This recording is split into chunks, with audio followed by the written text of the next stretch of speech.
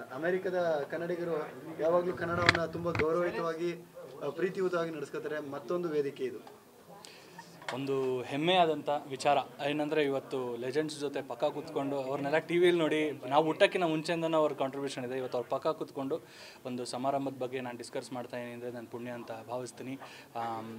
ಭಾಳ proud feeling ಆಗ್ತದೆ. ಒಂದು ಏನಂತಂದರೆ ಇಂಥ ಅದ್ಭುತವಾದಂಥ ಒಂದು ಕನ್ವೆನ್ಷನ್ ಸೆಂಟ್ರಲ್ಲಿ ಎಲ್ಲ ಕನ್ನಡಿಗರು ಸೇರಿ ಕನ್ನಡ ಪ್ರೋಗ್ರಾಮ್ ಮಾಡ್ತಾ ಇದ್ದಾರೆ ಅನ್ನೋದು, ಅದು ಬೇರೆ ಕಡೆ ಬೇರೆ ದೇಶದಲ್ಲಿ.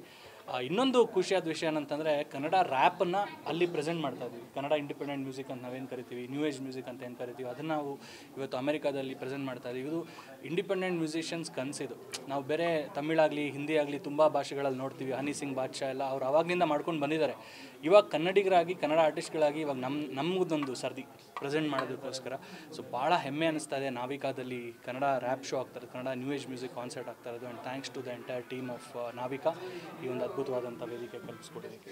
ಸರ್, ಕನ್ನಡನ ಲಿಪಿಗಳ ರಾಣಿ ಅಂತಾರೆ. ನೀವೆಲ್ಲ ರ್ಯಾಪಲ್ಲೂ ಕೂಡ ಕನ್ನಡನ ಮೆರವಣಿಗೆ ಮಾಡ್ತಿದ್ದೀರಾ. ಇದರ ನಡುವೆ ಕಮಲ್ ಹಾಸನ್ ಅವರು ಕನ್ನಡ ತಮಿಳಿನಿಂದ ಬಂದಿರುವಂಥ ಭಾಷೆ ಎನ್ನುವಂತಹ ಒಂದು ವಿವಾದಾತ್ಮಕ ಹೇಳಿಕೆಯನ್ನು ಕೊಟ್ಟಿದ್ದಾರೆ. ಹೌದು ಸರ್, ಒಂದು ವಿಷಯ ಅಂತೂ ಸತ್ಯ ಏನಂದರೆ ಕಮಲ್ ಹಾಸನ್ ಸರ್ ಭಾಳ ದೊಡ್ಡ ಆ್ಯಕ್ಟರು. ಅವ್ರನ್ನ ಉಲಗ ನಾಯಕನ್ ಅಂತ ಕರೀತಾರೆ. ನಾವು ಅವ್ರ ಬಗ್ಗೆ ಮಾತಾಡೋದು ತುಂಬ ತಪ್ಪಾದಂಥ ವಿಷಯ. ಅದೇ ರೀತಿ ಕನ್ನಡಕ್ಕೆ ಹೋಲಿಸಿದ್ರೆ ಕಮಲ್ ಹಾಸನ್ನು ಭಾಳ ಚಿಕ್ಕವರೇ. ಸೊ ಅವರು ಕೂಡ ಒಂದು ಸತಿ ಯೋಚನೆ ಮಾಡಿ ಮಾತಾಡಬೇಕಾಗಿತ್ತೇನೋ, ಏನೋ ಬರದಲ್ಲಿ ಮಾತಾಡಿರ್ಬೋದು. ಸೊ ನಾನು ಹೆಂಗೆ ಅವ್ರ ಬಗ್ಗೆ ಮಾತಾಡೋಕ್ಕಾಗಲ್ಲ, ಅವ್ರ ಅಚೀವ್ಮೆಂಟ್ಸ್ನ ಕನ್ಸಿಡರ್ ಮಾಡಿಕೊಂಡು.